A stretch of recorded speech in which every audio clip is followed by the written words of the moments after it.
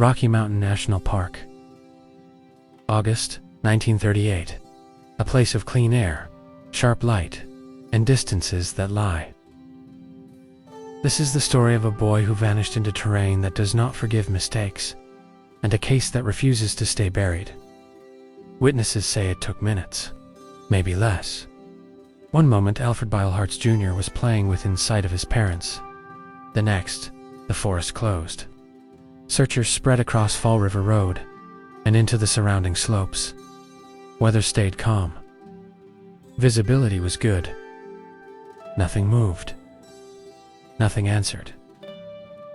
They were certain it was him, Alfred, alive, sitting on a ledge hundreds of feet above ground that experienced climbers called unreachable. The boy was gone. Again, no cries, no movement seen leaving the ledge, no tracks leading away. The search continued for weeks. Hundreds of volunteers, soldiers, aircraft scanning the slopes. The mountains gave nothing back.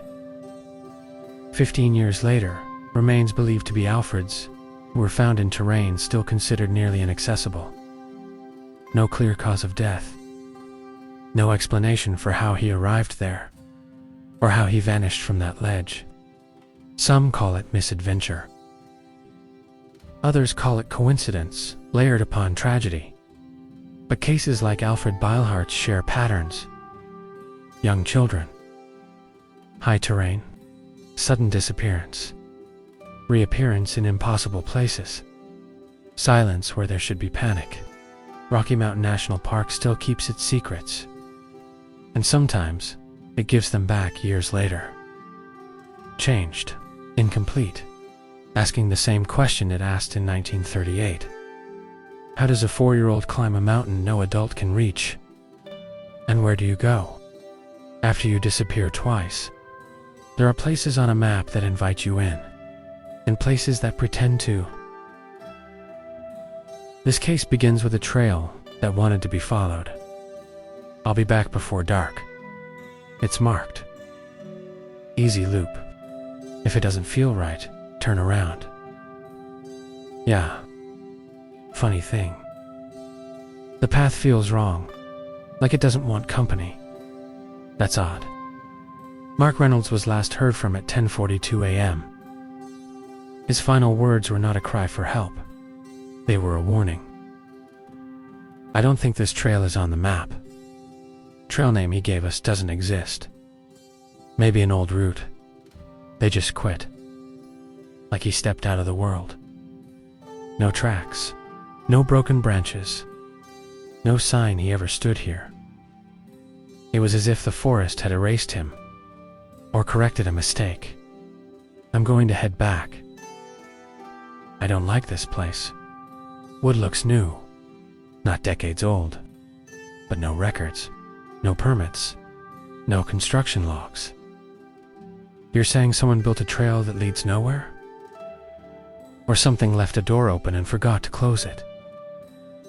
The sign was never found again. The trail vanished within weeks, reclaimed by undergrowth. Mark Reynolds was never recovered. Some paths are not meant to be remembered, and some only exist long enough to take one person. Some cases stay open because there are no answers. This is a story of a detail that hid in plain sight. Morrow had spent 3 decades reviewing disappearances in national parks. Children, hunters, experienced hikers. No pattern. Until he stopped looking at how they vanished and started looking at what was left behind. That's not panic behavior. The cases crossed decades and states. Different weather. Different terrain. Different victims. But one detail repeated itself with mathematical precision. The detail was footwear. People do not take off their shoes in emergencies. They do not walk barefoot into snow. They do not climb mountains without boots. How often do you find shoes? More than we admit. And it's always wrong. Like they stopped being human for a minute. Morrow notices another layer. The shoes are often found near water. or granite, or sudden changes in elevation. Places where sound behaves strangely. Places where people report disorientation. So that's it. The memo warns against linking the cases. It cites public panic, misinterpretation, natural explanations. But it never explains the shoes. They told me to leave them behind. Said I would not need them where I was going. You are suggesting a common cause. I am suggesting a common instruction. From what? The report was never submitted. The case file was archived. Morrow retired 6 months later.